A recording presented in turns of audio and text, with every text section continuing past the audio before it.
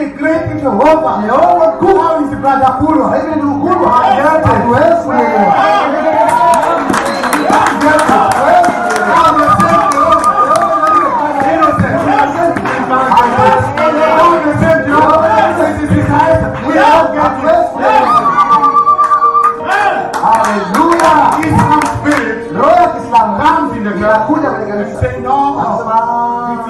Haiwezekani.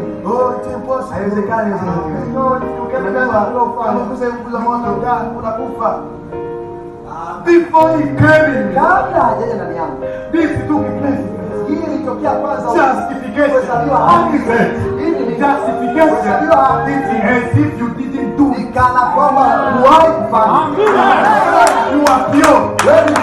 Pure, sinless. Huna dhambi. Blessed is the man amebarikiwa mtu ambaye whom the Lord has hawezi kumhesabia makosa. Huna dhambi. Sasa wewe kama wakasema wewe ni mzinzi, mwambie I am justified. Mimi nimehesabiwa haki. To God, kwa Mungu, it's like I never did. Nikana kama sijawahi kufanya. If to God in heaven, kama Mungu alifanya, basi huwezi kuingia mbinguni.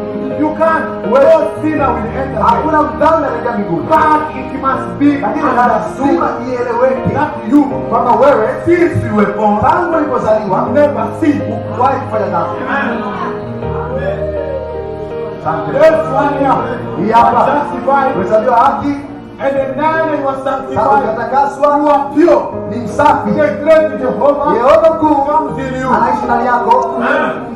Before he comes in you, kabla hajaja ndani yako, he prepares you first. Anakuandaa kwanza. He prepares your body. Anauandaa mwili wako. He prepares your spirit. Anaandaa roho yako. He prepares your soul. Anaandaa nafsi yako. Na anashuka. So the good news is, habari njema ni kwamba it is possible, inawezekana for the great Jehovah Yehova mkuu to live in my sister and my brother. Amen. John said, Yohana alisema, who is the Antichrist? Mpiga Kristo ni nani? Who is the Antichrist? Nani ni mpiga The Kristo? Antichrist Mpiga Kristo is anyone, ni yeyote, any spirit roho yoyote that will deny anayokataa Jesus kwamba Christ Yesu Kristo alikuja katika mwili.